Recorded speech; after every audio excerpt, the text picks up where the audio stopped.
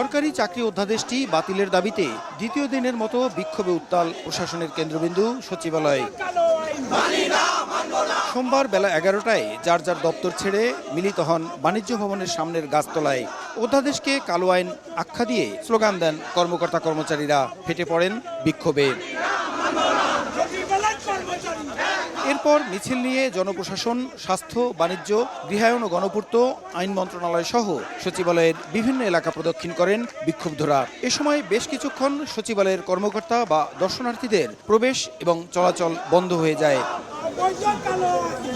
কর্মকর্তা কর্মচারীরা বলেন, আলোচনার আশ্বাস দেওয়ার পরেও কর্মচারীদের মতামত ছাড়াই রোববার সন্ধ্যায় হঠাৎ করে সরকারি চাকরি অধ্যাদেশ জারি করা হয়। শৃঙ্খলা ভঙ্গসহ নানা কারণে শাস্তির বিধান থাকলেও আইনগত পদক্ষেপ নেওয়ার সুযোগ রাখা হয়নি বলে অভিযোগ করেন কর্মচারীরা। এতে নানা ধরনের বৈষম্য ও হয়রানির শিকার হবেন বলে মনে করেন তারা।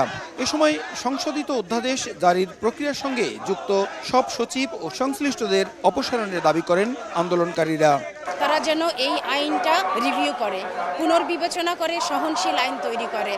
এই আইনের সবচেয়ে ক্ষতিকারক দিক হচ্ছে আত্মপক্ষ সমর্থনের কোনো সুযোগ নেই। সচিবদের উদ্দেশ্যে বলছি, আপনারা আগুন নিয়ে খেলছেন, আগুন নিয়ে খেলবেন না। এই আগুনে আপনাদের হাত ধরে পুরো সরকার হয়ে যাবে। আমরা দ্বন্দ্বরা, আমরা জেলে যেতে রাজি।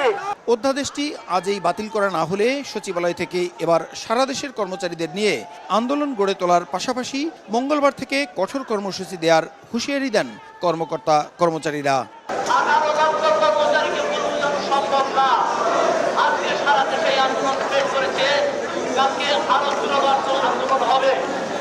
আমরা কেউ বিব্রত হব না, অধৈর্য হব না, আমরা দাবি আদায় করে নেব ইনশাআল্লাহ।